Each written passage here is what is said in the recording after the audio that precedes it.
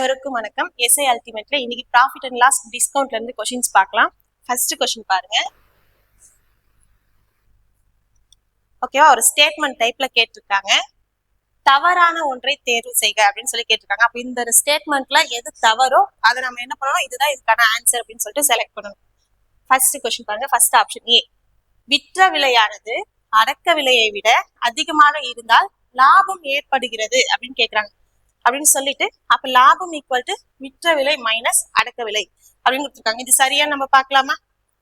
சரி, ஓகே. ஒருத்தர் வந்து ஒரு பொருளை 100 ரூபாய்க்கு வாங்குறாரு, 120 ரூபாய்க்கு வித்து இருக்காரு. ஓகேவா, இது வாங்கிய விலை, இது விற்ற விலை.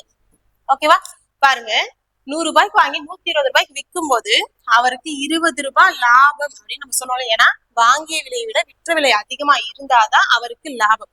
அவங்களும் அதுதானே சொல்றாங்க, விற்ற விலையானது அடக்க விலையை விட அதிகம் அப்படின்னு சொல்றாங்க. அப்ப கண்டிப்பா அது லாபம் தான், அவங்க சொல்லக்கூடியது சரிதான். ஓகே, அப்ப நமக்கு லாபம் வேணும் அப்படின்னு நம்ம என்ன பண்ணுவோம், விற்ற விலையில இருந்து அடக்க விலையை கழிப்போம். விற்ற விலை 120 ரூபாவா, அப்ப 120 ரூபாயில இருந்து 100 ரூபாவை கழிச்சா நமக்கு லாபமான 20 ரூபாய் கிடைச்சிருச்சா? அப்ப அவங்க சொல்லக்கூடிய ஃபர்ஸ்ட் ஸ்டேட்மெண்ட் ஆப்ஷன் ஏ சரிதான். அப்ப அடுத்து பார்க்கலாமா? விற்ற விலையானது அடக்க விலையை விட குறைவாக இருந்தால் நஷ்டம் ஏற்படுகிறதுன்னு சொல்றாங்க. அப்ப பாருங்க, அடக்க விலையை விட விற்ற விலை குறைவா இருந்தா அங்க நஷ்டம் அப்படின்னு சொல்றாங்க. சோ ஓகே, இப்ப இதே ஸ்டேட்மெண்ட் நம்ம மாத்திக்கலாம். ஓகேவா, 120 ரூபாய்க்கு வாங்கின பொருளை 110 ரூபாய்க்கு விற்கிறாரு அப்படின்னா அவருக்கு அங்க லாபமா நஷ்டமா? கண்டிப்பா நஷ்டம் தானே. பாருங்க, 10 ரூபாய் அவருக்கு நம்ம நஷ்டம் அப்படின்னு சொல்லுவோமா? 10 ரூபாய் நஷ்டம்னு சொல்லுவோமா? ஏன்னா வாங்கின விலை கூட அவருக்கு கைக்கு வரல, அப்ப கண்டிப்பா அவருக்கு நஷ்டம் தான். அப்ப பாருங்க, வாங்கிய விலையை விட விற்ற விலை குறைவா இருந்துச்சுன்னா அவருக்கு அங்க நஷ்டம். ஓகேவா, அடுத்து பாருங்க, நஷ்டம் நம்ம கால்குலேட் பண்ணணும் அப்படின்னா நம்ம என்ன பண்ணணும் அப்படின்னா அடக்க விலையில இருந்து விற்ற விலையை கழிக்கும் போது நமக்கு என்ன கிடைக்கும்னு பாத்தீங்கன்னா நஷ்டம் கிடைக்கும். பாருங்க, 120 ரூபாயில இருந்து 110 ரூபாய் நம்ம கழிச்சோம் அப்படின்னா 10 ரூபாவான நஷ்டம் தொகையும் நமக்கு கிடைச்சது. அப்ப செகண்டும் சரிதான். அடுத்து தேர்ட் பார்க்கலாமா? ஓகே, அடுத்து பாருங்க, லாபம் மற்றும் நஷ்ட சதவீதம் இரண்டுமே விற்பனை விலையை பொறுத்து தான் கணக்கிடப்படும் அப்படின்னு சொல்றேன். லாப சதவீதமா இருக்கட்டும் நஷ்ட சதவீதமா இருக்கட்டும் எப்பவுமே எதை பொறுத்துதான் நம்ம கால்குலேட் பண்ணுவோம். வாங்கின விலையை விட அவர் எவ்வளவு அதிகமா வச்சு வித்தாரு, வாங்கின விலையை விட அவர் எவ்வளவு கம்மியா வச்சு வித்தாருன்றத பொறுத்து தானே நம்ம லாஸா அங்க ப்ராஃபிட்டா லாபமா நஷ்டமான்னு சொல்லுவோம். அப்ப விற்பனை விலையை வச்சு நம்ம சொல்ல போறது இல்ல, நம்ம எதை வச்சுதான் சொல்ல போறோம், வாங்கிய விலையை வச்சுதான் சொல்ல போறோம்ன்றப்ப கண்டிப்பா ஆப்ஷன் சி தான் தவறு. ஓகேவா, விற்பனை விலையை வச்சு சொல்ல மாட்டாங்க, வாங்கிய விலை. ஓகேவா, காஸ்ட் பிரைஸ வச்சுதான் எப்பவுமே லாபமா நஷ்டமான்னு சொல்லுவாங்க. அப்ப கண்டிப்பா இந்த ஸ்டேட்மெண்ட் தான் இங்க தவறா இருக்கு. அப்ப ஆப்ஷன் சி தான் ஆன்சர் சொல்லி. ஓகே, ஆப்ஷன் டி பார்க்கலாம். விற்பனை விலை ஈக்குவல் டு குறித்த விலை மைனஸ் தள்ளுபடி அப்படின்னு சொல்லியிருக்காங்க. ஓகேவா, அப்போ ஒரு பொருளோட விற்ற விலை வேணும் அப்படின்னா குறித்த விலையில இருந்து தள்ளுபடியை கழிச்சா நமக்கு என்ன கிடைச்சிடும், அதனோட விற்பனை விலை கிடைச்சிடும். ஓகே, ஒரு பொருளோட குறித்த விலை மார்க்கெட் பிரைஸ் 500 ரூபாய்.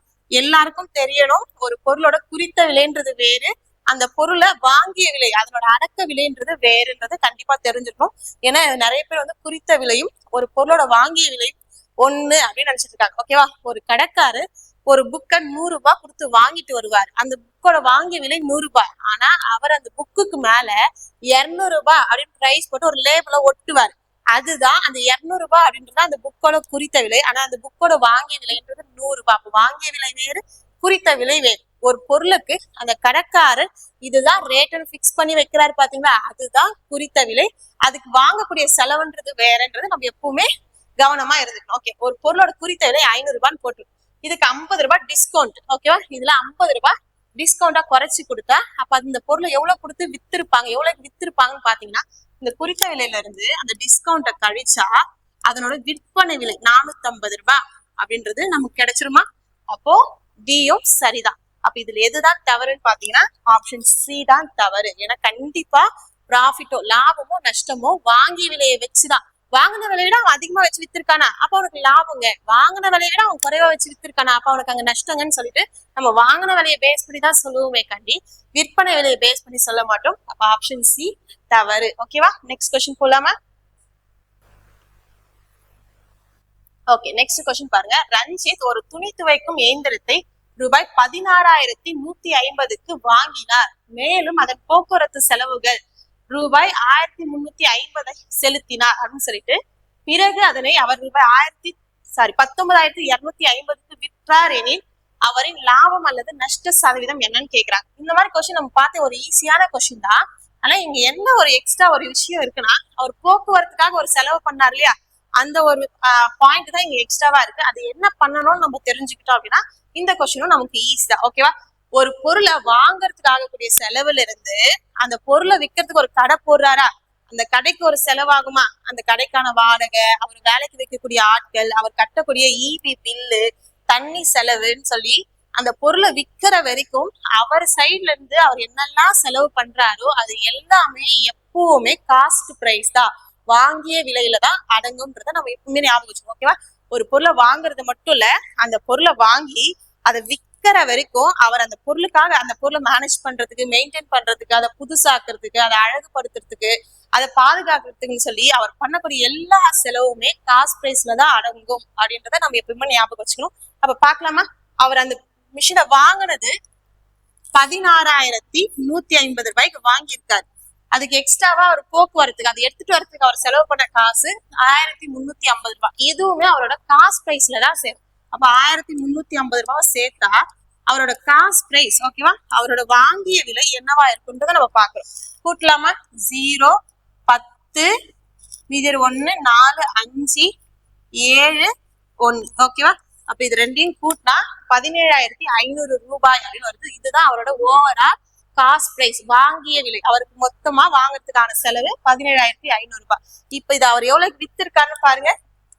19,250 ரூபாய்க்கு வித்திருக்காரு. அப்ப இங்க அவருக்கு லாபமா நஷ்டமா? நம்ம இப்பதானே ஃபர்ஸ்ட் பாயிண்ட் பார்த்தோம், வாங்கிய விலையை விட விற்ற விலை அதிகமாக இருந்தால் அங்கு அவருக்கு லாபம். ஓகேவா? எவ்வளவு லாபம்னு பார்க்கணும் அப்படின்னா என்ன பண்ணணும்? விற்ற விலையில இருந்து வாங்கிய விலையை கழிக்கணும். அப்போ 19,250 ரூபாயில இருந்து 17,500 ரூபாயை கழிச்சா நமக்கு என்ன கிடைக்கும்னு பாருங்க. 1,750 ரூபான்னு கிடைக்குமா? இதுதானே அவருக்கான லாபம். ஓகே, அவங்க என்ன கேக்குறாங்க? அப்போ நஷ்டமா லாபமா? நஷ்டம் கிடையாது, லாபம் தான். அப்ப லாப சதவீதம் என்னன்னு கேக்குறாங்க. அப்ப லாப சதவீதம் என்னன்றது சொல்லிடலாமா? நம்ம இதையுமே ஒரு பாயிண்ட் பார்த்தோம். எப்பவுமே லாபமா நஷ்டமா எதை பொறுத்து நம்ம சொல்லுவோம் அப்படின்னா காஸ்ட் பிரைஸ், வாங்கிய விலையை பொறுத்து தான் சொல்லுவோம். அப்ப கீழே எப்பவுமே எதை பொறுத்து சொல்றோம், எதை கம்பேர் பண்ணி சொல்றோம், எதை அடிமானமா வச்சு சொல்றோன்றத அந்த ஃபிராக்ஷன்ல, அந்த பின்னத்துல எப்பவுமே கீழே என்ன பண்ணணும்? அந்த கம்பேர் பண்ணக்கூடிய வேல்யூவை கீழே வைக்கணும். ஓகேவா? அப்போ காஸ்ட் பிரைஸ் மேல ப்ராஃபிட். ஓகேவா? மேல பாத்தீங்க அப்படின்னா ப்ராஃபிட் இன்டு 100. ஓகேவா? பாருங்க, காஸ்ட் பிரைஸ் எவ்வளவு பாத்தீங்கன்னா 17,500 ரூபாய், அவருக்கு லாபம் 1,750 ரூபாய். இது எவ்வளவு சதவீதம் அப்படின்றத நம்ம என்ன பண்றோம்? சால்வ் பண்ணி சொல்ல போறோம். ஆனா பார்க்கும் போதே பாருங்க, காஸ்ட் பிரைஸ் 17,500 ரூபாயா, லாபம் 1,750 ரூபாய். 17,500 ரூபாயில தானே இது எவ்வளவு பர்சன்டேஜ் சொல்ல போறோம். ஒரு ஸ்டார் நம்ம முன்னாடி புள்ளி வச்சு பார்க்கும்போது கரெக்டா 1,750 ரூபாய் லாபம் வருதா? அப்ப அவருக்கு அங்க எவ்வளவு ப்ராஃபிட் பாத்தீங்கன்னா 10% ப்ராஃபிட். இதை சால்வ் பண்ணாலும் நமக்கு என்ன வரும் பாத்தீங்கன்னா, ஒரு ஜீரோக்கு ஒரு ஜீரோ ஒரு முறை அடிச்சிட்டோம்னா நமக்கு ஃபைனல் என்ன வரும்? 10%. அப்ப அங்க ப்ராஃபிட் எவ்வளவுன்னு பாத்தீங்கன்னா அவருக்கு 10% லாபம். Okay, next question. Okay, next பாருங்க, ஒரு எல்இடி தொலைக்காட்சியின் விற்பனை விலையானது அதன் அடக்க விலையை போன்று 4/5 மடங்கு எனில் லாப சதவீதம் என்ன அப்படின்னு கேக்குறாங்க. எப்பவுமே ஒரு ஃபிராக்ஷன் இங்க பாருங்க, எந்த வேல்யூவும் இல்ல, ஒரே ஒரு பின்னம் மட்டும்தான் கொடுத்திருக்காங்க. 4/5 மடங்கு அப்படின்ற ஒரு பின்னம் கொடுத்திருக்காங்க. எப்பவுமே நம்ம சொன்னோம், ஒரு பின்னத்துல கீழே இருக்கக்கூடியது, ஓகேவா, பின்னத்துல அதாவது பகுதியில் இருக்கக்கூடிய வேல்யூ யாரை கம்பேர் பண்ணி சொல்லியிருக்காங்களோ அவங்களதான் நம்ம எப்பவுமே கீழே கொடுப்போம்னு சொன்னோமா. இங்க பாருங்க, தொலைக்காட்சி விற்பனை விலையானது அதன் அடக்க விலையை போன்று, அப்ப யார கம்பாரிசன்ல கொடுத்திருக்காங்க? அடக்க விலையை கம்பாரிசன் கொடுத்திருக்காங்க. அப்ப கீழே இருக்கக்கூடியது அடக்க விலை, காஸ்ட் பிரைஸ். இப்ப மேல இருக்கக்கூடியது விற்பனை விலையா? இப்ப மேல இருக்கக்கூடியது விற்பனை விலை. ஓகேவா? அப்ப காஸ்ட் பிரைஸ் 4 ரூபாய்க்கு வாங்கி அந்த பொருளை எவ்வளவுக்கு வித்திருக்காங்க? 5 ரூபாய்க்கு வித்திருக்காங்க. பாருங்க, 4 ரூபாய்க்கு வாங்கி 5 ரூபாய்க்கு வித்திருக்காங்க அப்படின்னா 1 ரூபாய் லாபமா? 1 ரூபாய் லாபம். எதுக்கு 1 ரூபாய் லாபம்? காஸ்ட் பிரைஸ்க்கு 1 ரூபாய் லாபம். அப்ப வாங்கிய விலை எவ்வளவுன்னு பாத்தீங்கன்னா 4 ரூபாய். அப்ப 4 ரூபாய்க்கு 1 ரூபாய் லாபம் அப்படின்றதான் நம்ம கண்டுபிடிக்க போறோம். ஓகே, பாருங்க, கீழே எப்பவுமே காஸ்ட் பிரைஸ் 4 ரூபாய், அதுல மேல எவ்வளவு லாபம்னு சொன்னா லாப சதவீதம் சொல்லலாம். 1/4 அப்படின்னு பார்க்கும்போது நம்மளோட ஆன்சர் நமக்கு டக்குன்னு தெரியணும், 25%. அப்படி தெரியல அப்படின்னா இன்ட்டு 100 கொடுப்போமா, ஒரு முறை 25 முறை. ஓகேவா, அப்ப எவ்வளவு லாபம் பாத்தீங்கன்னா 25% லாபம். அதுவே நம்ம 1/5 அப்படின்னு பாக்குறோம் அப்படின்னா 20% லாபம் அப்படின்றத நம்ம டக்குன்னு சொல்லிடலாம். அடுத்த கொஸ்டின். அடுத்து பாருங்க, 16 ஸ்ட்ராபெரி பெட்டிகளின் அடக்க விலையானது 20 ஸ்ட்ராபெரி பெட்டிகளின் விற்பனை விலைக்கு சமம் எனில் லாபம் அல்லது நஷ்ட சதவீதம் என்ன அப்படின்னு கேக்குறாங்க.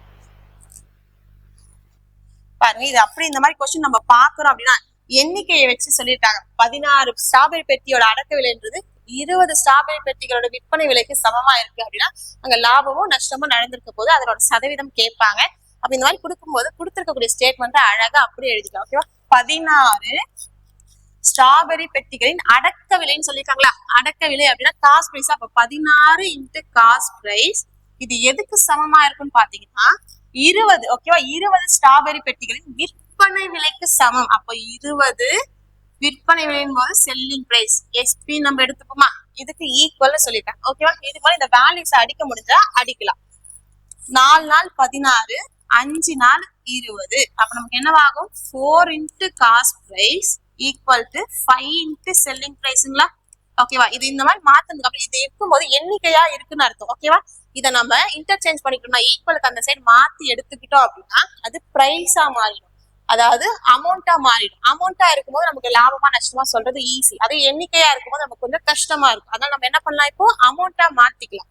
அதுக்கு என்ன பண்ணணும்னா ரொம்ப எல்லாம் எதுவும் கஷ்டப்பட வேணாம். காஸ்ட் பிரைஸ் இங்க இருக்கா, இதுக்கு ஈக்குவலுக்கு அந்த சைடு என்ன வேல்யூ இருக்கு, 5 இருக்கு. அப்ப காஸ்ட் பிரைஸ் ஈக்குவல் டு 5 எடுத்துக்கலாம். ஓகேவா, அப்ப காஸ்ட் பிரைஸோட வேல்யூ 5 ரூபாய் எடுக்கலாம். செல்லிங் பிரைஸ்க்கு ஈக்குவலுக்கு இந்த சைடு என்ன வேல்யூ இருக்குன்னு பாத்தீங்கன்னா 4 இருக்கா. அப்ப செல்லிங் பிரைஸ் ஈக்குவல் டு 4.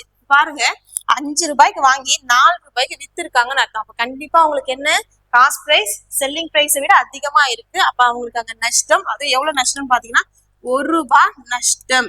ஓகேவா, 1 ரூபாய் நஷ்டம்னு தெரியுது. அப்ப இது மாதிரி பர்சன்டேஜ் சொல்லிடலாமா, எதுக்கு 1 ரூபாய் நஷ்டம், எப்பவுமே வாங்கிய விலையில தான் சொல்லுவோம். வாங்கிய விலைன்றது 5 ரூபாய். அப்ப 5 ரூபாய்க்கு 1 ரூபாய் நஷ்டம். ஓகேவா, லாஸ் பர்சன்டேஜ் நஷ்ட சதவீதம். அப்ப 5 ரூபாய்க்கு 1 ரூபாய் அப்படின்னு பாத்தீங்க அப்படின்னா இதோட பர்சன்டேஜ் என்னன்னு பாத்தீங்கன்னா 20%. இல்ல இன்ட்டு 100 எடுக்கிறீங்க, இதை சால்வ் பண்ணாலும் உங்களுக்கு என்னதான் வரும், 20%. அப்படிங்கிற நஷ்டம் எவ்வளவு நடந்திருக்கு பாத்தீங்கன்னா 20% நஷ்டம் நடந்திருக்கு. ஆப்ஷன் ஏ தான் நம்மளோட ஆன்சர். இந்த மாதிரி மாடல் எக்ஸாம்ல கேட்பாங்க, இது நல்லா பார்த்து வச்சுக்கலாம். ஓகேவா, அடுத்த கொஸ்டின். மிதிவண்டி ஒன்றை ஒரு கடைக்காரர் ரூபாய் 4275க்கு விற்பதால் அவருக்கு 5% நஷ்டம் ஏற்படுகிறது. 5% லாபம் பெற வேண்டுமெனில் அவர் மிதிவண்டியை என்ன விலைக்கு விற்க வேணும். இது மாதிரி ஒரு ஸ்டேட்மெண்ட் கொடுத்திருப்பாங்க. ஏதோ ஒரு அமௌண்ட் விற்கும் போது அவருக்கு எவ்வளவு சதவீதம் லாபமோ நஷ்டமோ நடந்ததுன்னு கொடுத்துட்டு அப்ப இவ்வளவு சதவீதம் லாபமோ இல்ல இவ்வளவு சதவீதம் நஷ்டத்துக்கு அவர் விற்கணும் அப்படின்னா எவ்வளவு ரூபாய்க்கு விற்கணும் அப்படின்ற மாதிரி கேட்பாங்க. இதை நம்ம டக்குனு என்ன பண்ணலாம், ஒரே ஒரு சிங்கிள் லைன் ஆன்சர் பண்ணிடலாம். பாருங்க, 4275 ரூபாய்க்கு விற்கும் போது அவருக்கு என்ன ஆச்சா, 5% நஷ்டம். 5% நஷ்டம் அப்படின்னா இந்த 4275 ரூபான்ற விற்பனை விலையானது எவ்வளவு சதவீதமா இருக்குன்னு பாத்தீங்கன்னா 100ன்றது எப்படியும் காஸ்ட் பிரைஸ், லாபம் அப்படின்னா கூட்டி சொல்லணும் பர்சன்டேஜ். ஓகேவா, வாங்கிய விலையோட அந்த பர்சன்டேஜ் கூட்டி சொன்னா விற்பனை விலைக்கான சதவீதம் கிடைக்கும். அதே நஷ்டம் அப்படின்னா வாங்கிய விலைக்கான அந்த 100% இருந்து அந்த நஷ்ட சதவீதத்தை கழிச்சிங்க அப்படின்னா நமக்கு விற்பனை விலைக்கான சதவீதம் கிடைக்கும். இங்க 5% நஷ்டமா, அப்போ விற்பனை விலையானது 95% இருக்குமா. அப்போ 95% தான் இந்த 4275 ரூபாய். அவங்க என்ன சொல்றாங்க, 5% லாபம் பெற எவ்வளவு ரூபாய்க்கு விற்கணும்னு கேக்குறாங்க. 5% லாபம் அப்படின்னா 100% காஸ்ட் பிரைஸ், 5% லாபம் சேர்த்தாதானே விற்பனை விலை கிடைக்கும். எப்பவுமே ப்ராஃபிட்னா ஆட் பண்ணணும், லாஸ்னா கழிக்கணும். அப்பதான் நமக்கு என்ன கிடைக்கும் அப்படின்னா விற்பனை விலைக்கான சதவீதம் கிடைக்கும். அப்ப 105% என்ன அப்படின்றதுதான் நான் கண்டுபிடிக்கணும். ஓகேவா, இங்க எக்ஸ் எடுத்துட்டாலும் சரி, இதுதான் நான் கண்டுபிடிக்க போறேன். உடனே நம்ம என்ன பண்ணுவோம், பாக்ஸ் மெத்தட் பண்ணுவோம். ஆமாவா, இங்க இருக்கக்கூடிய எக்ஸ் வேல்யூக்கு நமக்கு தெரியணும் அப்படின்னா 4275 into 105 divided by 95. ஓகேவா, இல்லையா 95க்கு இங்கேக்கு டைரக்ட் அடிக்கலாம், இல்ல இங்கேக்கு அடிச்சு கூட நம்ம அடுத்து என்ன பண்ணிக்கலாம், பெருக்கிக்கலாம். இது நிறைய மெத்தட் இருக்கு. இது பிகினர்ஸ்க்காக இந்த பாக்ஸ் மெத்தட் பாத்துக்கோங்க. நல்லா பிராக்டிஸ் ஆனவங்க உங்களுக்கு அடிக்க தெரியும் அப்படின்னா நீங்க அடிச்சுக்கலாம். சரியா, ஓகே, என்னெல்லாம் பண்ணலான்னு பாருங்களேன். 19 முறை வருமா, 5 இங்க அடிச்சோம்னா 21 முறைங்களா, 5வது வாய்ப்பாடுல அடிச்சிடும். அடுத்து இங்க இதை 19வது வாய்ப்பாடுல அடிக்கலாமா, ஒரு 19 19 2 19 38 மீதி 4ங்களா, 47லயும் பாத்தீங்க அப்படின்னா 2 19 தானே இருக்கும், 38 போச்சுன்னா மீதி 9.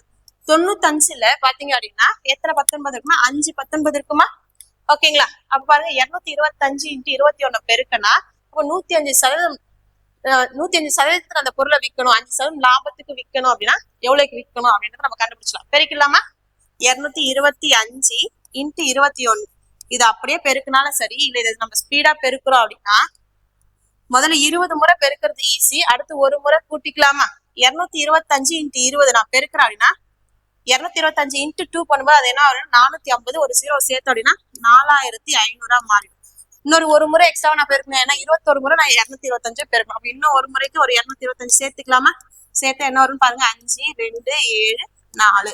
அப்ப எவ்வளவுக்கு வித்திருக்கணும்னு பாத்தீங்கன்னா 4725 ரூபாய்க்கு வித்திருக்கணும்.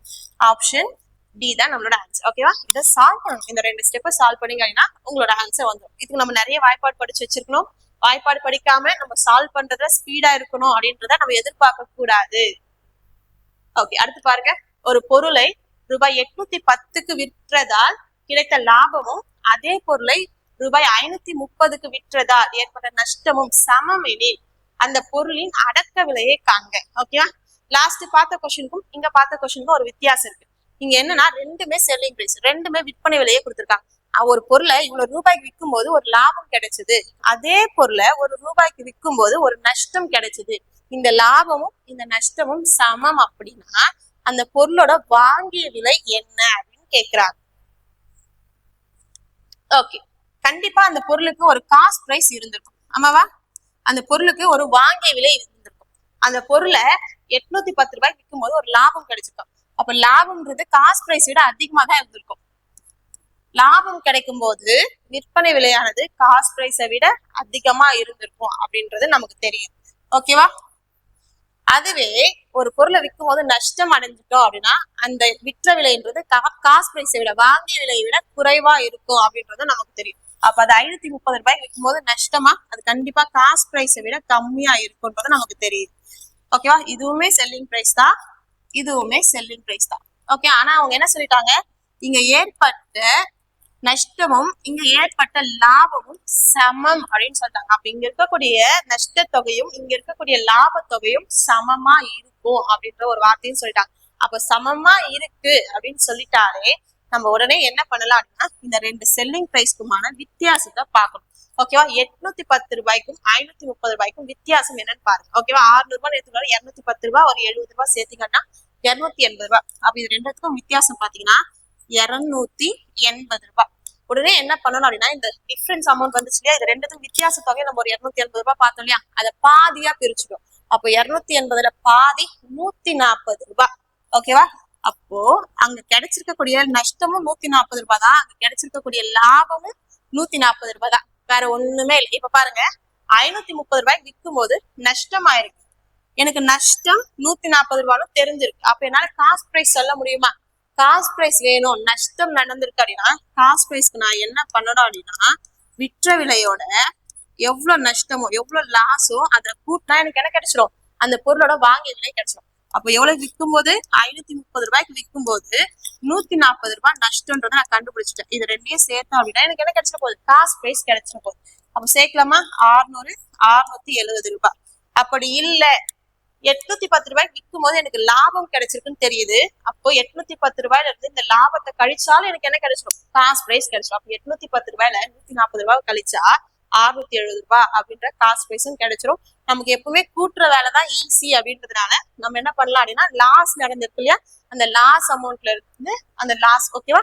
அப்ப செல்லிங் பிரைஸ் பிளஸ் லாஸ் சேர்க்கும் போது நமக்கு என்ன கிடைச்சிடும், காஸ்ட் பிரைஸ் கிடைச்சிடும். ஓகேவா?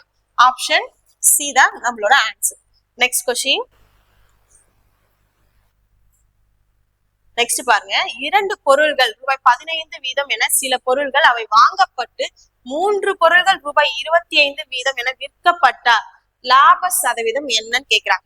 ஓகேவா? 2 பொருளை 15 ரூபாய்க்கு வாங்கி 3 பொருளை 25 ரூபாய்க்கு வித்திருக்காங்க. ஓகேவா? பாருங்க, 2 பொருளோட காஸ்ட் பிரைஸ் 15 ரூபாய், 3 பொருளோட செல்லிங் பிரைஸ். ஓகேவா? 3 பொருட்களோட விற்ற விலை 25 ரூபாய். இப்ப இத வச்சு லாபமா நஷ்டமா லாப சதவீதம் கேளுங்க சொல்லுங்க அப்படின்னா நம்மளால சொல்ல முடியாது. அப்ப நம்ம என்ன பண்ணணும்னா நம்ம கிட்ட ஒரு பொருளோட காஸ்ட் பிரைஸ் இருக்கணும், ஒரு பொருளோட செல்லிங் பிரைஸ் இருக்கும். அப்போ நம்ம என்ன பண்ணலாம் அப்படின்னா லாப சதவீதம் சொல்லலாம் இல்லையா. ரெண்டு பொருளோட காஸ்ட் பிரைஸ் இருக்கும்போது ரெண்டு பொருளோட செல்லிங் பிரைஸ் இருக்கணும். அப்படியும் இல்லையா, மூணு பொருளோட செல்லிங் பிரைஸ் இருக்குன்னா மூணு பொருளோட காஸ்ட் பிரைஸ் இருக்கும். இது நம்மளோட விருப்பம். இந்த மூணு சாய்ஸ்ல எது வேணாலும் நம்ம செலக்ட் பண்ணலாம். நான் மூணு பொருளோட செல்லிங் பிரைஸ் 25 ரூபான்னு இருக்கு, அதை டிஸ்டர்ப் பண்ணாம அப்படியே வச்சுக்கிறேன். மூணு பொருளோட காஸ்ட் பிரைஸ் அப்ப என்னவா இருக்கும் அப்படின்னு நான் கண்டுபிடிக்கிறேன். ரெண்டு பொருளை 15 ரூபாய்க்கு வாங்கியிருந்தா ஒரு பொருளை 7000 ரூபாய்க்கு வாங்கியிருப்போம். அப்போ மூணு பொருள்னு வரும்போது இன்னொரு 7000 ரூபாய் சேர்த்துக்கிட்டா போதுமா? சேர்த்தா நமக்கு என்ன வரும்? 22,000 ரூபாய். அப்ப பாருங்க, மூணு பொருளோட காஸ்ட் பிரைஸ் 22,000 ரூபாய், மூணு பொருளோட செல்லிங் பிரைஸ் 25 ரூபாய். இப்ப பாருங்க, மூணு பொருளை 22,000 ரூபாய்க்கு வாங்கி மூணு பொருளை 25 ரூபாய்க்கு வித்து இருக்காங்க. இப்ப லாபமா நஷ்டமா? பாருங்க, காஸ்ட் பிரைஸை விட செல்லிங் பிரைஸ் அதிகமா தான் இருக்கு. அப்ப கண்டிப்பா அங்க லாபம் தான். அப்ப லாப சதவீதத்துக்கு நான் என்ன பண்ணணும்? எப்பவுமே கீழே காஸ்ட் பிரைஸா 22.50. ஓகேவா? 22.50. எவ்வளவு லாபம் பாருங்க. 22,000 ரூபாய்க்கு வாங்கி 25 ரூபாய்க்கு வித்திருக்காங்க அப்படின்னா 2,000 ரூபாய் உங்களுக்கு ப்ராஃபிட்டா. அப்போ 2,000 ரூபாய்ன்றத மேல கொடுத்துருக்கு. ஓகே, மேல ஒரு 2 பாயிண்ட் முன்னாடி இருக்கு, கீழே ஒரு 2 பாயிண்ட் முன்னாடி இருக்கு. அப்ப அந்த 2 பாயிண்ட் விட்டுலாமா? அப்ப இதை நான் எப்படி எழுதிக்கிறேன் அப்படின்னா 250/2250. இது அப்படியே சரி, ஏன்னா 2 பாயிண்ட் காமனா இருக்குன்றப்போ அதை நான் என்ன பண்றேன்? விட்டுறேன். ஓகேவா? இல்லையா, இன்ட்டு 100 பண்ணா போயிடும் அப்படின்றது நம்ம ஞாபகம் வச்சுக்கலாம். ஓகே, இது அப்படியே அடிக்க முடியுமான்னு பாருங்க. அப்படியே அடிக்க முடிஞ்சாலும் அடிக்கலாம். ஒரு 0 அடிச்சிடலாமா? ஒரு முறை 9 முறை 25 வாய்ப்பால் அடிச்சுனா 1/9 அப்படின்ற ஒரு ஃபிராக்ஷன் நமக்கு கிடைச்சிருக்கு. 1/9 அப்படின்ற ஒரு பின்னம் நமக்கு கிடைச்சிருக்கு. 1/9க்கான சதவீத மதிப்பு என்ன அப்படின்னு பாத்தீங்கன்னா 11.11%. இங்க எல்லாமே மிக்ஸ்டு ஃபிராக்ஷன் இருக்குன்னா 11 1/9%. ஓகேங்களா? அப்படி இது தெரியல அப்படின்னா 1/9 வந்துட்டு இன்ட்டு 100 பண்ணிருக்கணுமா? 100 9ஆல டிவைட் பண்ணாலும் நமக்கு என்ன கிடைக்கும்? 100 9ஆல் வகுத்தாலும் 11 1/9% அப்படின்றது தான் நமக்கு கிடைக்கும். ஓகேவா? அப்ப ஆப்ஷன் ஏ தான் நம்மளோட ஆன்சர். Next question.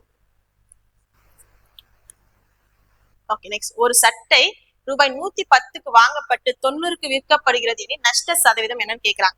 110 ரூபாய்க்கு வாங்கி 90 ரூபாய்க்கு வித்திருக்காங்க. அப்ப எவ்வளவு கம்மியா வித்திருக்காங்க? 20 ரூபாய் கம்மியா வித்திருக்காங்க. அப்போ 110 ரூபாய்க்கு 20 ரூபாய் நஷ்டம். இதுதான் நம்ம எவ்வளவு சதவீதம் அப்படின்னு சொல்ல போறோம். ஓகேவா? காஸ்ட் பிரைஸ் 110 ரூபாய், நஷ்டம் பாத்தீங்கன்னா உங்களுக்கு 20 ரூபாய். இது எவ்வளவு சதவீதம் சொல்ல போறோம்? ஒரு 0 அடிச்சிடலாமா? 2/11. ஓகேவா? 2/11 பார்க்கும்போது இதுக்கான சதவீதம் என்னவா இருக்கும் அப்படின்னு பாத்தீங்கன்னா 18.18%. அப்படி இல்லை அப்படின்னா 2/11% இருக்கும். ஓகே, ஆப்ஷன் டி தான் நம்மளோட ஆன்சர். இல்ல அப்படின்னா இன்ட்டு 100. ஓகே, அப்ப 200/11 சால்வ் பண்ணுவோம். ஓகேவா? 20ல ஒரு முறை 11 இருக்கும், மீதி பாத்தீங்க அப்படின்னா 9. 90ல எத்தனை முறை 11 இருக்கும்? பார்த்தா 8 முறை இருக்கும், மீதி 2ங்களா? அப்ப அந்த 2 டிவைட் எதால நம்ம டிவைட் பண்ணோம்? 11ஆல டிவைட் பண்ணோம். அந்த 11 கீழே கொடுத்துடணும். அப்ப நம்மளோட ஆன்சர் பாத்தீங்கன்னா ஆப்ஷன் டி. எவ்வளவு நஷ்டம் அப்படின்றத கண்டுபிடிச்சிட்டோம். அடுத்த கொஸ்டின். ஓகே, அடுத்து பாருங்க. கோபி ஒரு மடிக்கணினியை 12% லாபத்திற்கு விற்றார். மேலும் அதை ரூபாய் 1200க்கு கூடுதலாக விற்று இருந்தால் லாபம் 20% இருந்திருக்கும் அப்படின்னா மடிக்கணினியோட அடக்க விலை என்ன? அப்ப அதோட காஸ்ட் பிரைஸ் என்ன அப்படின்னு கேக்குறாங்க. முதல்ல 12% லாபத்துக்கு வித்திருக்காரு. அப்ப எவ்வளவு சதவீதத்துக்கு வித்திருப்பாருன்னு பாத்தீங்கன்னா 112% வித்திருப்பாரா? ஏன்னா லாபம் போது 100ஓட நம்ம ஆட் பண்ணுவோம். அதையே அது இன்னும் கொஞ்சம் கூடுதலா 1200 ரூபாய் அதிகமாகி வித்திருந்தா, ஒரு 1200 ரூபாய் சேர்த்து வித்திருந்தா அவருக்கு 20% லாபம் கிடைச்சிருக்குமா? அப்ப எவ்வளவு வித்திருப்பாரு? 120%க்கு வித்திருப்பாரா? பாருங்க, 112% லாபம் வந்தது. இப்ப 120% லாபம் வந்திருக்கு. எக்ஸ்ட்ராவா பாத்தீங்க அப்படின்னா 8% லாபம் வந்திருக்கு. அப்ப அந்த 8% லாபம் ஏன் வந்துச்சு? 1200 ரூபாய் அதிகமாக்கி வித்ததுனால தானே வந்துச்சு. அப்ப அந்த 8% அமௌண்ட்ன்றது 1200 ரூபாய். அப்ப அடக்க விலைன்றது எப்பவுமே நமக்கு எவ்வளவு பெர்சன்டேஜ் பாத்தீங்கன்னா 100%. அப்ப 100% கண்டுபிடிக்கலாமா? இந்த பர்சன்டேஜ் கேன்சல் ஆயிடும். ஓகேவா? 2 நாள் 8, 3 நாள் 12. ஓகேவா? 2 0 அப்படியே கொடுத்துக்கலாம். 2%ன்றது 300 அப்படின்னா 2 × 50 பண்ணும்போது 100% கிடைக்குமா? அப்ப இங்கேயும் × 50 பண்ணிக்கலாமா? 2 0 இங்க ஒரு 0, அப்போ எல்லாமே சேர்த்தா 3 0, 3 5 15. அப்ப அந்த பொருளோட அடக்க விலை என்னன்னு பாத்தீங்கன்னா 15,000 ரூபாய். ஆப்ஷன் ஏ தான் நம்மளோட ஆன்சர். ஓகேங்களா? அடுத்த கொஸ்டின். ஓகே, அடுத்து பாருங்க. குறள்மதி 20% தள்ளுபடியுடன் ஒரு ரெயின் கோட்டை வாங்கி ரூபாய் 25 சேமித்தார் எனில் ரெயின் கோட்டின் அசல் விலை என்னன்னு கேக்குறாங்க. கடைக்கு ஏதோ ஒரு காசு ஒரு 1000 ரூபாய் எடுத்துட்டு போயிருக்காங்கன்னு வச்சுக்கோங்களேன். கடைக்கு 1000 ரூபாய் எடுத்துட்டு போயிருக்காங்க. ரெயின் கோட்டோட விலை 1000 ரூபாய் நினைச்சு எடுத்துட்டு போயிருக்காங்க. கடையில ஏதோ ஒரு டிஸ்கவுண்ட், அந்த ரெயின் கோட்டுக்கு ஏதோ ஒரு டிஸ்கவுண்ட் கொடுத்ததுனால தான் அவங்களால அதுல இருந்து ஒரு 25 ரூபாய் சேமிச்சு வீட்டுக்கு எடுத்துட்டு வந்திருக்க முடியும். அப்போ கடையில எவ்வளவு பர்சன்டேஜ் டிஸ்கவுண்ட் கொடுத்தாங்களோ அதுக்கான அமௌண்ட் தான் அவங்க சேவ் பண்ணிருப்பாங்க, அவங்க சேமிச்சிருப்பாங்க அப்படின்றத நம்ம எப்பவுமே ஞாபகம் வச்சுக்கணும். பாருங்க, 20% டிஸ்கவுண்ட் கொடுத்தனால 25 ரூபாய் சேமிச்சிருக்காங்க. அப்ப 25% அமௌண்ட் தான் எவ்வளவுன்னு பாத்தீங்கன்னா, சாரி 20%, ஓகேவா? 20% அமௌண்ட் தான் 25 ரூபாய். அப்ப எனக்கு அந்த ரெயின் கோட்டோட அசல் விலை வேணும்னா, அசல் விலை என்பது அடக்க விலை, அதாவது காஸ்ட் பிரைஸ். அப்ப 100% என்ன அப்படின்றத நம்ம கண்டுபிடிக்கணும். இந்த பர்சன்டேஜ் கொடுத்தாலும் சரி கொடுக்கலனாலும் சரி நம்ம அதை கண்டுக்கவே வேணாம், அது நமக்கு தேவையோ இல்லை, அது ஆட்டோமேட்டிக்கா கேன்சல் ஆயிடும். அப்புறம் 20 இன்ட்டு 5 பண்ணா நமக்கு 100 கிடைக்குமா? 25 100. அப்ப இங்கேயும் இன்ட்டு 5 பண்ணலாமா? 25 இன்ட்டு 5 125. அப்ப அந்த ரெயின் கோட்டோட அசல் விலை எவ்வளவுன்னு பாத்தீங்கன்னா 125 ரூபாய். ஓகேங்களா? Next question. Next question. ரூபாய் 180 குறித்த விலையாகவும் ரூபாய் 108 விற்பனை விலையாகவும் கொண்ட ஒரு பொருளுக்கு கடைக்காரர் 2 தொடர்ச்சியான தள்ளுபடிகளை அளிக்கிறார். இரண்டாவது தள்ளுபடி 25% எனில் முதல் தள்ளுபடியின் சதவீதம் என்னன்னு கேக்குறாங்க. ஓகேவா? குறித்த விலையும் கொடுத்துட்டு இருக்காங்க, குறித்த விலையும் கொடுத்தாச்சு, அதனோட விற்பனை விலையும் கொடுத்தாச்சு, அதுக்கு 2 தொடர்ச்சியான டிஸ்கவுண்ட் இருக்குன்னு சொல்லியாச்சு. ரெண்டாவது தள்ளுபடி இவ்வளோனா முதல் தள்ளுபடி அப்ப எவ்வளவு சதவீதம் கொடுத்திருப்பாரு அப்படின்னு கேக்குறாங்க. நம்ம என்ன பண்ணலாம்னா ஆப்ஷன்ல இருந்து கூட எடுத்துட்டு வரலாம். அப்படி இல்லை அப்படின்னா மாற்று பிரைஸ், எப்ப குறித்த விலையில இருந்துதான் டிஸ்கவுண்ட் கொடுப்பாங்கன்னு நமக்கு தெரியும். அப்ப குறித்த விலை எவ்வளவுன்னு பாத்தீங்க அப்படின்னா 180 ரூபாய். இதுல முதல் டிஸ்கவுண்ட் எவ்வளவு கொடுத்தாங்கன்னு தெரியாது. ஓகேவா? இது நான் தொடர்ச்சியான சதவீதமா எழுதிக்கிறேன், சக்சஸிவ் பர்சன்டேஜா நான் எழுதிக்கிறேன். ஓகேவா? அப்ப பாருங்க, முதல்ல எப்பவுமே மாற்று பிரைஸ் 100ல இருந்துதான் நம்ம டிஸ்கவுண்ட் என்ன பண்ணுவோம், குறைச்சி சதவீதம் சொல்லுவோம். இங்க ஃபர்ஸ்ட் டிஸ்கவுண்ட் எனக்கு எவ்வளவுனே தெரியாது. அப்ப 100 மைனஸ் எக்ஸ் டிவைடட் பை 100 எடுத்துக்கிறேன்.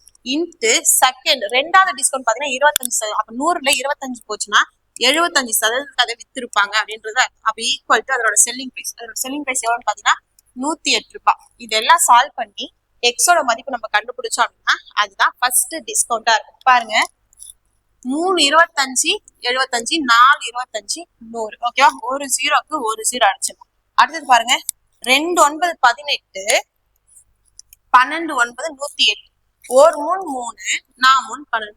வேற என்னெல்லாம் அடிக்க முடியும்னு பாருங்க.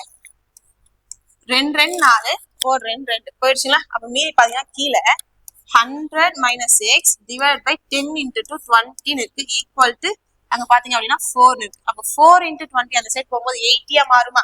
ஓகே, அப்ப 100 மைனஸ் எக்ஸ் ஈக்குவல் டு 80. எனக்கு எக்ஸ் தான் வேணும் போது நான் எக்ஸ் அந்த சைட் கொண்டு போறேன், 80 இந்த சைட் கொண்டு வரேன். ஓகேவா? அப்ப எக்ஸ் ஈக்குவல், இங்க பாருங்க 100 மைனஸ் 80. அப்போ எக்ஸோட வேல்யூ நமக்கு என்னன்னு கிடைக்குது பாத்தீங்கன்னா 20. அப்போ ஃபர்ஸ்ட் டிஸ்கவுண்ட் எவ்வளவு பர்சன்டேஜ் பாத்தீங்கன்னா 20%. அங்க டிஸ்கவுண்ட் கொடுத்துருக்காங்க, ஃபர்ஸ்ட் தள்ளுபடி 20% நடந்திருக்கு அப்படின்றத நம்ம கண்டுபிடிச்சோம். அழகா இந்த ஒரு லைன் நம்ம ஃப்ரேம் பண்ணிட்டோம் அப்படின்னா நம்ம ஃபர்ஸ்ட் டிஸ்கவுண்ட் கேட்டாலும் சரி செகண்ட் டிஸ்கவுண்ட் கேட்டாலும் சரி நம்ம அழகா ஆன்சர் பண்ணிடலாம். சப்போஸ் முதல் தள்ளுபடி இவ்வளவு சதவீதம் கொடுத்தா அப்ப இங்க 75% 75/100 எடுத்துட்டு இந்த இடத்துல 100 மைனஸ் எக்ஸ் பை 100 கொடுத்தீங்கன்னா ரெண்டாவது தள்ளுபடி என்ன அப்படின்றதையும் நம்ம கண்டுபிடிச்சு சொல்லிடலாம். Next question. நெக்ஸ்ட் பாருங்க, தள்ளுபடியானது டேஷில் இருந்து கழிக்கப்பட்டு விற்பனை விலை பெறப்படுகிறதுன்னு சொல்றாங்க. எப்பவுமே தள்ளுபடியை நம்ம எதுல இருந்து தான் குறைப்போம் எதுல இருந்து தான் கழிப்போம்னு பாத்தீங்கன்னா குறித்த விலையில இருந்து தான் கழிப்போம். ஓகேவா? இப்ப பாருங்க, ஒரு பொருளோட ஒரு ட்ரெஸ் மேலன்னு வச்சுக்கோங்களேன், ஒரு ட்ரெஸ் எடுக்கிறோம், அந்த ட்ரெஸ் மேல 500 ரூபான்னு ஒரு லேபிள் ஒட்டி இருக்கு. அப்ப அதுதான் அந்த ட்ரெஸ்ஸோட குறித்த விலை. இதுல 50 ரூபாய் டிஸ்கவுண்ட் கொடுத்துருக்காங்க அப்படின்னா அந்த 50 ரூபாய் நம்ம எதுல இருந்து கழிப்போம் அப்படின்னா இந்த குறித்த விலையில இருந்து கழிப்போம். அப்போ 50 ரூபாய் கழிச்சோம் அப்படின்னா அந்த ட்ரெஸ் எவ்வளவு வித்திருப்பாங்கன்னு பாத்தீங்கன்னா 450 ரூபாய்க்கு வித்திருப்பாங்க. அப்ப டிஸ்கவுண்ட்ன்றது எப்பவுமே எதுல இருந்து குறைப்போம் அப்படின்னு பாத்தீங்கன்னா குறித்த விலையில இருந்தா. ஓகேவா? குறித்த விலையில இருந்தா டிஸ்கவுண்ட் குறைச்சி நம்ம இதுதான் விற்ற விலை அப்படின்னு சொல்லுவோம். அப்ப எப்பவுமே டிஸ்கவுண்ட் குறித்த விலையில இருந்தா குறைக்கப்படும். ஆப்ஷன் ஏ தான் நம்மளோட ஆன்சர். ஓகேங்களா? Next question. நெக்ஸ்ட், கூடுதல் செலவுகள் எப்போதும் டேஷில் அடங்கியுள்ளது. விற்பனை விலை, அடக்க விலை, லாபம், நஷ்டம் கொடுத்துருக்காங்க. கூடுதல் செலவுகள் எல்லாமே எப்பவுமே நம்ம எதுலதான் எப்பவுமே சேர்ப்போம்னு பார்த்தோம். ஒரு பொருளை வாங்குறது மட்டும் இல்ல, அதை விற்கிற வரைக்கும் அவருக்கு ஆகக்கூடிய எல்லா கூடுதல் செலவுமே எதுலதான் சேரும் அப்படின்னா அந்த பொருளோட வாங்கிய விலையில தான் சேரும். அப்ப அந்த பொருளோட அடக்க விலையில தான் சேரும். ஆப்ஷன் பி தான் நம்மளோட ஆன்சர். ஓகேங்களா? Next question. நெக்ஸ்ட் பாருங்க, லாபமும் இல்லை நஷ்டமும் இல்லை அப்படின்னா இந்த நாலுத்துல எது சரின்னு கேட்கறாங்க. லாபமும் இல்ல நஷ்டமும் இல்லை அப்படின்னா ஒரு பொருளை 100 ரூபாய்க்கு வாங்குறாங்க, அந்த பொருளை 100 ரூபாய்க்கு விற்கிறாங்க. ஓகேவா? 100 ரூபாய்க்கு வாங்கி 100 ரூபாய்க்கு வித்துறாங்க அப்படின்னா அப்பதான் நம்ம அங்க என்ன சொல்றாங்க, எந்த லாபமும் இல்லை, அங்க எந்த நஷ்டமும் இல்லைங்க அப்படின்னு சொல்றோம். அப்படின்னா என்னவா இருக்குன்னு பாருங்க, வாங்கிய விலையும் விற்பனை விலையும் சரிசமமா ஈக்குவலா இருக்கு இல்லையா? அப்படி ஆப்ஷன் என்ன இருக்குன்னு பாத்தீங்கன்னா ஆப்ஷன் ஏ மட்டும்தான் இருக்கு. அடக்க விலை ஈக்குவல் டு விற்பனை விலை. ஓகேங்களா? Next question. ஓகே, நெக்ஸ்ட், தள்ளுபடி வேணும் அப்படின்னா குறித்த விலையில இருந்து எதை கழிக்கணும் அப்படின்னு கேக்குறாங்க. நம்ம ஆல்ரெடி பார்த்த மாதிரி பாருங்க, 500 ரூபாய் ஒரு ட்ரெஸ்ஸோட குறித்த விலைன்னு சொன்னோம், அதனோட விற்பனை விலை 450 ரூபான்னு சொல்லணும். இப்போ எனக்கு இங்க நடுவில் எவ்வளவு டிஸ்கவுண்ட் நடந்திருக்குன்னே தெரியாது, எவ்வளவு தள்ளுபடி நடந்திருக்குன்னே தெரியாது. அப்ப எவ்வளவு தள்ளுபடி எனக்கு வேணும், அங்க எவ்வளவு தள்ளுபடி நடந்திருக்கு நான் தெரிஞ்சுக்கணும்னா என்ன பண்ணணும், குறித்த விலையில இருந்து விற்பனை விலையை கழிக்கணும். 500 ரூபாயில இருந்து 450 ரூபாய் நான் கழிச்சேன் அப்படின்னா எனக்கு என்ன கிடைச்சிருவாங்க, எவ்வளவு டிஸ்கவுண்ட் நடந்திருக்குன்னு தெரிஞ்சது. அப்ப டிஸ்கவுண்ட் எனக்கு வேணும் அப்படின்னா குறித்த விலையில இருந்து விற்பனை விலையை நான் கழிக்கணும். கழிச்சா எனக்கு என்ன கிடைச்சிடும், அங்க எவ்வளவு டிஸ்கவுண்ட் நடந்திருக்கு, எவ்வளவு தள்ளுபடி நடந்திருக்குன்னு தெரியும். அப்ப இதுக்கான ஆன்சர் பாத்தீங்கன்னா option B. Next question. Okay, next, ஒரு பழ வியாபாரி ரூபாய் 200க்கு பழங்களை விற்று ரூபாய் 40 லாபமாக பெறுகிறார் எனில் அவரின் லாப சதவீதம் என்னன்னு கேட்கிறாங்க. 200 ரூபாய்க்கு வித்திருக்காரு பழங்கள், அப்ப அவரோட விற்பனை விலை 200 ரூபாய். இதுல அவருக்கு லாபம் ப்ராஃபிட் மட்டும் எவ்வளவு கிடைச்சிருக்குன்னா 40 ரூபாய் கிடைச்சிருக்கும். அப்ப இதுல அவருக்கு லாப சதவீதம் என்னன்னு கேட்கிறாங்க. லாப சதவீதம் சொல்லணும்னா எப்பவுமே கீழே காஸ்ட் பிரைஸ், மேல எவ்வளவு ப்ராஃபிட் தானே கொடுப்போம். நீங்க பாருங்க, விற்பனை விலை இருக்கு, லாபம் தான் இருக்கு, காஸ்ட் பிரைஸ் இல்ல, வாங்கிய விலையில. அப்ப நம்ம என்ன பண்ணணும், விற்பனை விலையில இருந்து லாபத்தை கழிச்சாதான் நமக்கு கஷ்டம் காஸ்ட் பிரைஸ் கிடைக்கும். அப்ப 200 ரூபாயில இருந்து 40 ரூபாய் கழிச்சா காஸ்ட் பிரைஸ் எவ்வளவா இருக்கும், 160 ரூபாயா இருக்கும். ஓகே, அப்ப காஸ்ட் பிரைஸ் எவ்வளவுன்றத நாம தான் இந்த இடத்துல கண்டுபிடிக்கணும். அதுவே செல்லிங் பிரைஸ் கொடுத்துட்டு எங்க லாஸ்ட் 40 ரூபான்னு கொடுத்துருந்தா நம்மளோட காஸ்ட் பிரைஸ் என்னவா இருக்குன்னா 200ஓட 40 ரூபாய் கூட்டணும். நஷ்டம்னா கூட்டணும், லாபம் அப்படின்னா கழிச்சா நமக்கு என்ன கிடைக்கும், காஸ்ட் பிரைஸ் கிடைக்கும். அப்ப 160 ரூபாய்க்கு 40 ரூபாய் லாபம். அடிக்கலாமா, ஒரு 0 ஒரு 0, ஒரு நாள் 4, 4 நாள் 16, 1/4 அப்படின்ற ஒரு பின்னம் கிடைச்சிருக்கு. அப்போ 1/4 அப்படின்னா எவ்வளவு பர்சன்டேஜ் நம்ம பார்த்தோம், 25% பார்த்தோம். அதே 1/5 அப்படின்னா 20%. இது ரொம்ப ரொம்ப நிறைய இடத்துல நமக்கு ரிப்பீட்டடா ஆன்சர் தேவைப்படும். ஆப்ஷன் பாத்தீங்க அப்படின்னா ஆப்ஷன் சி. இப்போ அவருக்கு லாபம் 25%. Next question. ஒரு நபர் ஒரு பொருளை ரூபாய் 150க்கு வாங்கி அதன் அடக்க விலையில் 12% இதர செலவுகளாக செலவிடுகிறார். அவர் 5% லாபம் பெற அதை என்ன விலைக்கு விற்க வேண்டும் அப்படின்னு கேட்கிறாங்க. சரி, 150 ரூபாய் கொடுத்து வாங்கிட்டாரு. இதுக்கு இதர செலவெல்லாம் அவர் பண்ணதெல்லாம் கூடுதல் செலவெல்லாம் எதுலதான் சேரும், அவரோட அடக்க விலையில சேரும். வாங்கினது 150 ரூபாய், அதுக்கு 150 ரூபாய்க்கு ஒரு 12% எக்ஸ்ட்ரா செலவு பண்ணிருக்காரு. அப்ப 150 ரூபாயில 12% என்னன்னு பாக்கணும். 15 அப்படின்றது 10%, 1.50 அப்படின்றது 1%. அப்ப 2% வேணும் இல்லையா?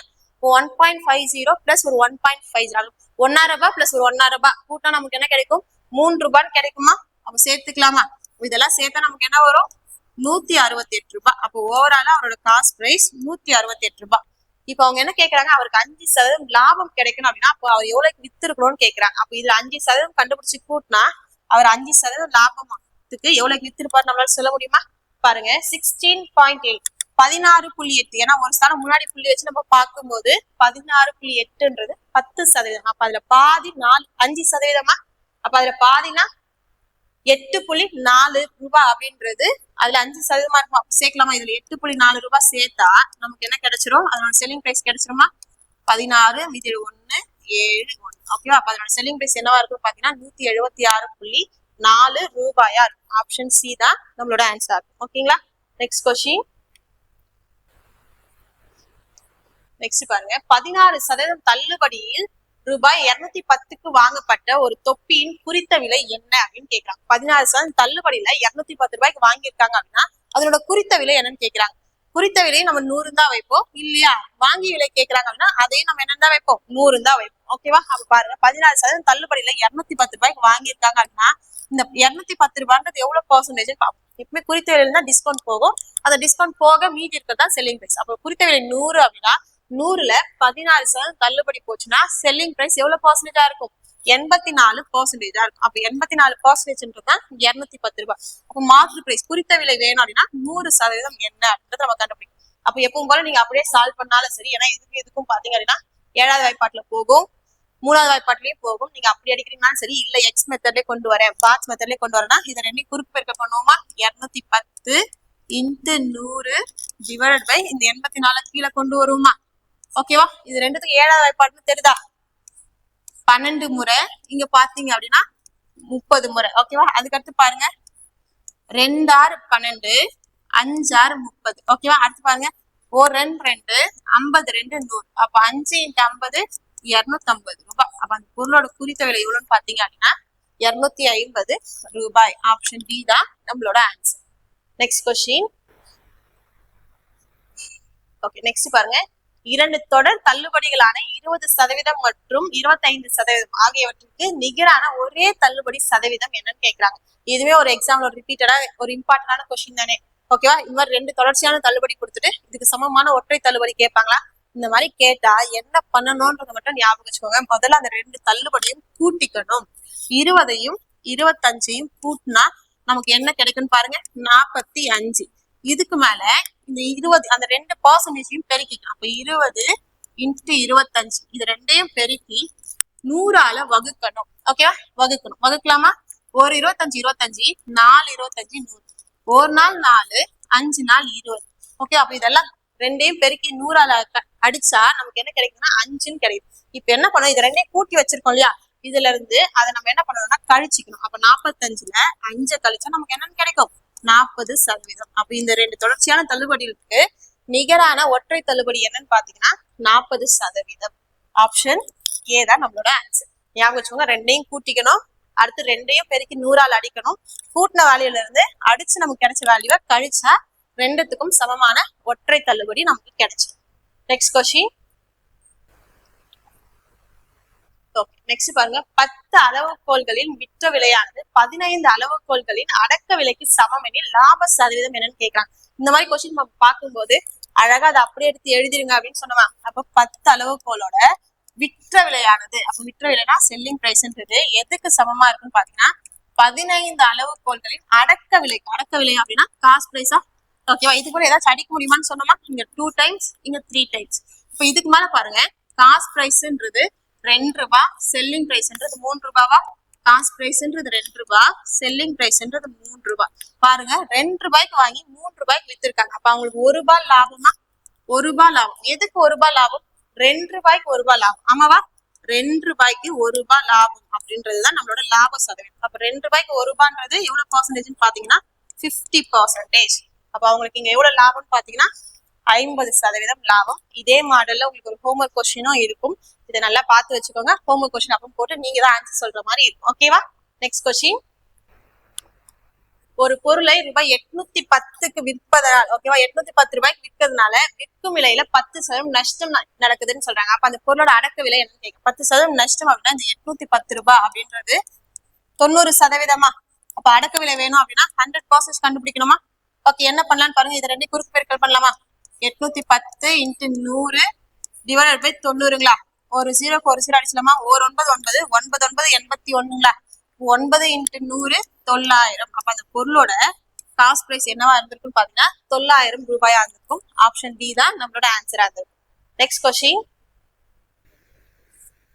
ஓகே, நெக்ஸ்ட் பாருங்க. ஒரு மெத்தையின் குறித்த விலை 7,500 ரூபாய். இதுக்கு 2 தொடர் தள்ளுபடிகள் கொடுக்குறாங்க. 10%, 20% தொடர் தள்ளுபடி கொடுத்தா எவ்வளவு செலுத்தி அதை வாங்கியிருப்பாங்கன்ற அதோட வாங்கிய தொகையை கேட்கறாங்க. இப்ப ஒரே ஒரு டிஸ்கவுண்ட் அமௌண்ட் இருந்தா, ஒரே ஒரு டிஸ்கவுண்ட் பர்சன்டேஜ் இருந்தா டக்கு நம்ம அதை மார்க்கெட் பிரைஸ் குறித்த விலையில இருந்து கழிச்சு சொல்லிடும். இங்க 2 டிஸ்கவுண்ட் இருக்கு. அப்படின்னு நம்ம என்ன பண்ணணும்னா முதல்ல இந்த 2 தள்ளுபடிகளுக்கு சமமான ஒற்றை தள்ளுபடி கண்டுபிடிக்கணும். அதுக்கு நம்ம என்ன பண்ணுவோம்? முதல்ல இது ரெண்டையும் கூட்டுவோமா?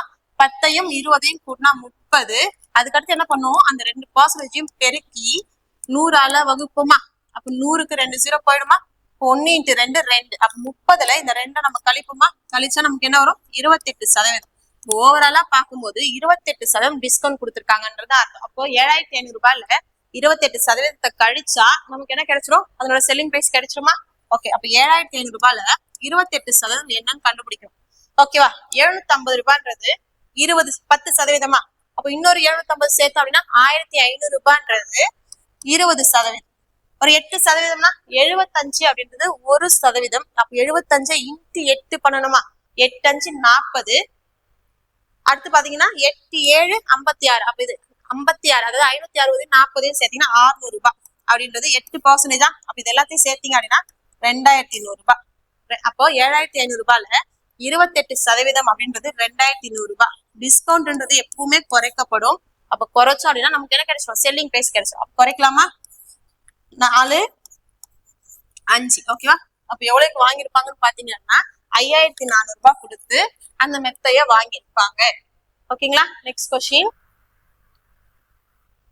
Okay, next. ஆடி தள்ளுபடி விற்பனையின் போது ஒரு சட்டையின் விலை ரூபாய் 90 இருந்து 50 குறைந்தது எனில் குறைவின் சதவீதம் என்னன்னு கேக்குறாங்க. அப்ப 90 ரூபான்னு இருந்தது, இப்போ 50 ரூபாவா மாறிடுச்சு. அப்ப எவ்வளவு குறைஞ்சு போச்சு, 40 ரூபாய் குறைஞ்சு போச்சு. அப்ப இந்த குறைவு சதவீதம் தான் கேக்குறாங்க. அப்ப குறைவு சதவீதம் டிக்ரீஸ் பர்சன்டேஜ் கேக்குறாங்கன்னா எவ்வளவு குறைஞ்சு போச்சோ அது மேல 40 ரூபாய் குறைஞ்சு போச்சு. ஆரம்பத்துல எவ்வளவு இருந்துச்சு, எப்பவுமே ஆரம்ப விலை தான் கீழே கொடுக்கணும், இல்ல காஸ்ட் பிரைஸ் தான் கீழே கொடுக்கணும். இப்ப ஆரம்பத்துல 90 ரூபாய் இருந்தது, அப்ப கீழே 90 கொடுக்கணும். அப்ப இதனோட பர்சன்டேஜ் தான் கண்டுபிடிக்கும். ஒரு 0க்கு ஒரு 0 அடிச்சிடலாமா. 4/9 பாக்குறோம். அப்ப இதோட பர்சன்டேஜ் என்னவா இருக்குன்னு பாத்தீங்கன்னா 44.44% இருக்கும். ஓகேவா. அப்படி தெரியல அப்படின்னா × 100. ஓகேவா. இப்ப 400/9. 400 9ஆல அடிக்கணும். 40ல எத்தனை முறை 9 இருக்குன்னு பாத்தீங்கன்னா 4 முறை இருக்கும். மீதி 36 போச்சுன்னா மீதி 4. திரும்பவும் இதுலயும் 4 முறை இருக்கும். திரும்ப நமக்கு என்ன கிடைக்கும், 4ன்னு கிடைக்கும். அப்ப 4/9%. ஓகேங்களா. ஆப்ஷன் ஏ தான் நம்மளோட குறைவு சதவீதமா இருக்கும். Next question. ஓகே, நெக்ஸ்ட் பாருங்க. ஒரு புத்தகத்தின் குறித்த விலை 225 ரூபாய். அதுக்கு 8% டிஸ்கவுண்ட் கொடுத்தா அதனோட விற்பனை விலை என்னன்னு கேக்குறாங்க. அப்போ மாற்று பிரைஸ் 225 ரூபாய். இதுல 8% எடுத்து கழிச்சா நமக்கு என்ன கிடைச்சிரும் அப்படின்னா அதனோட விற்ற விலை கிடைச்சிருமா இல்லையா. ஓகே, இதுல 8% என்னவா இருக்குன்னு பாருங்களேன். 2.25 அப்படின்றது 1%. அப்ப 8% வேணா × 8 பண்ணலாமா. 2.25 × 8 பண்ணணும். ஓகேவா. இதுலயும் பாருங்க, இப்படி பெருக்கும்போது முதல்ல புள்ளிக்கு முன்னாடி இருக்கக்கூடிய முழு என்ன பெருக்கலாம். 2 8 16. அடுத்து என்ன பண்ணுனா 0.25ஓட 8 பெருக்கும். 0.25 அப்படின்றது 1/4. அப்ப உடனே 8ஓட 1/4 எடுத்துக்கலாம். அடிச்சா நமக்கு என்ன வரும், 2 வரும் இல்லையா. 8ல 1/4 பங்கு சொல்லணும். பாதின்றது 4, 8ல பாதி 4. அப்ப 1/4 பங்குன்றது 2. அப்ப இதோட 2 சேர்த்தா நமக்கு என்ன கிடைக்கும், 18 ரூபான்னு கிடைக்கும். ஓகேவா. அப்ப 225ல 8%ன்றது 18 ரூபாய். அப்ப அதுல 18 ரூபாய் நம்ம கழிக்கிறோம். 18 ரூபாய் நம்ம கழிச்சா நமக்கு என்ன வரும், 207 ரூபான்னு வரும். ஓகேவா. 217 ஒரு 25 கரெக்டா வந்துருச்சா. அப்ப எவ்வளவுக்கு வித்திருப்பாங்க அப்படின்னு பாத்தீங்கன்னா 207 ரூபாய்க்கு வித்திருப்பாங்க. Next question. ஓகே, நெக்ஸ்ட் பாருங்க. ஒரு கடிகாரத்தின் குறித்த விலை 750 ரூபாய். அதனோட விற்பனை விலை 615 ரூபாய் அப்படின்னா அதனோட தள்ளுபடி சதவீதம் என்னன்னு கேட்கலாம். 750 ரூபாய்ன்றது குறித்த விலை, வித்தது 615 ரூபாய். அப்ப எவ்வளவு குறைஞ்சு போயிருக்கோ அதுதானே டிஸ்கவுண்டா கொடுத்துருக்காங்க. இப்ப எவ்வளவு குறைஞ்சு போயிருக்குன்னு பாருங்க. ஒரு 85 135 ரூபாய் குறைஞ்சு போயிருக்கா. 135 ரூபாய்ன்றதுதான் டிஸ்கவுண்ட் அமௌண்ட். அது எவ்வளவு பர்சன்டேஜ் வேணும். ஓகே, அப்ப டிஸ்கவுண்ட்கான சதவீதம் எனக்கு வேணும்னா எவ்வளவு discount divided by marked price, குறித்த விலை என்னவோ அது கீழே × 100ங்களா. ஓகேவா. எப்படி அடிக்கலாம், இது 15வது வாய்ப்பாடுல அடிக்கலாமா. 9 முறை இங்க பாத்தீங்க அப்படின்னா 9 முறை, இங்க பாத்தீங்கன்னா 4 5 முறைங்களா. 50 முறை வந்துருமா. ஒரு முறை, திரும்ப 2 முறை. 9 2 18. அப்ப எவ்வளவு சதவீதம் டிஸ்கவுண்ட் கொடுத்துருக்காங்கன்னு பாத்தீங்கன்னா 18% டிஸ்கவுண்ட் கொடுத்துருக்காங்க. இதுவுமே ரொம்ப ஈஸி. டிஸ்கவுண்ட் பர்சன்டேஜ் கேக்குறாங்க அப்படின்னா எவ்வளவு டிஸ்கவுண்ட், கீழே டிவைடட் பை மார்க்டு பிரைஸ், குறித்த விலை × 100ன்னு பண்ணீங்க அப்படின்னா தள்ளுபடி சதவீதம், டிஸ்கவுண்ட் பர்சன்டேஜ் நம்ம சொல்லிடலாம். Next question. ஓகே, நெக்ஸ்ட் பாருங்க. ஒரு பொருளின் வாங்கிய விலைக்கும் விற்ற விலைக்கும் இடையேயான விகிதம் 10:11 10:11 அப்படின்னா லாப சதவீதம் என்னன்னு கேக்குறாங்க. அவங்க என்ன சொன்னாங்க, வாங்கிய விலைக்கும் விற்பனை விலைக்குமான விகிதம். அப்ப 10 ரூபாய்க்கு வாங்கி 11 ரூபாய்க்கு வித்திருக்காங்க. இப்ப எவ்வளவு லாபம் அவங்களுக்கு? 1 ரூபாய் லாபம். 10 ரூபாய்க்கு 1 ரூபாய் லாபம், வேற ஒண்ணுமே இல்லை. ஓகேவா? 10 ரூபாய்க்கு 1 ரூபாய் லாபம். மொத்தமே காஸ்ட் பிரைஸ் கீழே எவ்வளவு லாபமும் மேல. அப்போ 1/10 அப்படின்றது எவ்வளவு பர்சன்டேஜ்னா இன்டு 100 கூட எடுத்துக்கோங்க. ஒரு ஜீரோ அடிப்பட்டுரும். மீதி எவ்வளவு பாத்தீங்கன்னா 10%. அப்போ அவங்களுக்கு ப்ராஃபிட் எவ்வளவுன்னு பாத்தீங்கன்னா 10% ப்ராஃபிட். ஓகேங்களா? அடுத்த கொஸ்டின். அடுத்தது பாத்தீங்க அப்படின்னா, நம்ம இவ்வளவு நேரம் ப்ராஃபிட் அண்ட் லாஸ் பார்த்தோம். ப்ராஃபிட் அண்ட் லாஸ்ல எஸ்ஐ எக்ஸாம்ல கேட்ட ப்ரீவியஸ் இயர் கொஸ்டின் 2023ல கேட்டிருக்காங்க. பாருங்க, ஒரு கடைக்காரர் ஒரு நாற்காலியை ரூபாய் 325 என்ற விலைக்கு வாங்கி ரூபாய் 350க்கு விற்பனை செய்கிறார் எனில் அவரின் லாப சதவீதம் என்னன்னு கேட்டிருக்காங்க. 325 ரூபாய்க்கு வாங்கி 350 ரூபாய்க்கு வித்திருக்காரு. அப்ப அவரோட லாப சதவீதம் என்னன்னு கேட்டிருக்காங்க. எவ்வளவு லாபம் அவருக்கு? 25 ரூபாய் லாபம், அவ்வளவுதான். அப்ப 25 ரூபான்றது 325 ரூபாயில எவ்வளவு சதவீதம் அப்படின்னு சொல்ல போறோம். ஓகேவா? 25 வாய்ப்பாடுல அடிக்கலாமா? இது ஒரு முறை, நீங்க பாருங்க, ஒரு முறை 25ங்களா, மீதி ஒரு 7, 13. ஓகேவா? அப்போ 1/13க்கான பர்சன்டேஜ் நமக்கு தெரியணும். அப்படி தெரியல அப்படின்னா இன்ட்டு 100. அப்ப 100/13. 100ல எத்தனை முறை 13 இருக்கும் பாத்தீங்கன்னா 7 முறை இருக்கும். 7 13 91. இப்போ மீதி 9 எதால டிவைட் பண்ணும்? 13ஆல டிவைட் பண்ணும். அப்ப நம்மளோட ஆன்சர் பாருங்க, 7 × 9/13%. ஆப்ஷன் டி தான் நம்மளோட ப்ரீவியஸ் இயர் கொஸ்டினுக்கான ஆன்சரா இருக்கும். அப்போ ப்ராஃபிட் அண்ட் லாஸ் எடுத்து கொஸ்டின் கேட்கறாங்க அப்படின்னா ரொம்ப ஈஸி. நம்ம இது வரைக்கும் பார்த்த 26 கொஸ்டின் பார்த்தாலே போதுமானது. இது முடிச்சதுக்கு அப்புறம் உங்களுக்கு ஒரு 4 கொஸ்டின் ஹோம்ஒர்க் இருக்கு. நீங்க சால்வ் பண்ணி பார்த்து என்ன ஆன்சர் அப்படின்றத சொல்லுங்க. ஓகேவா? First question. அடுத்து பாருங்க, செகண்ட் கொஸ்டின். அடுத்தது தேர்ட் கொஸ்டின். அதுக்கடுத்து பாத்தீங்கன்னா ஃபோர்த் கொஸ்டின். மொத்தமா 4 கொஸ்டின் உங்களுக்கு ஹோம்ஒர்க் இருக்கு. இந்த 4 கொஸ்டினுமே நம்ம டிஸ்கஸ் பண்ணியாச்சு. ஏதாச்சும் தெரியல அப்படின்னா ப்ரீவியஸா வீடியோல போய் பார்த்துட்டு வந்துட்டு சால்வ் பண்ணி என்ன ஆன்சர் அப்படின்னு சொல்லுங்க. தேங்க்யூ.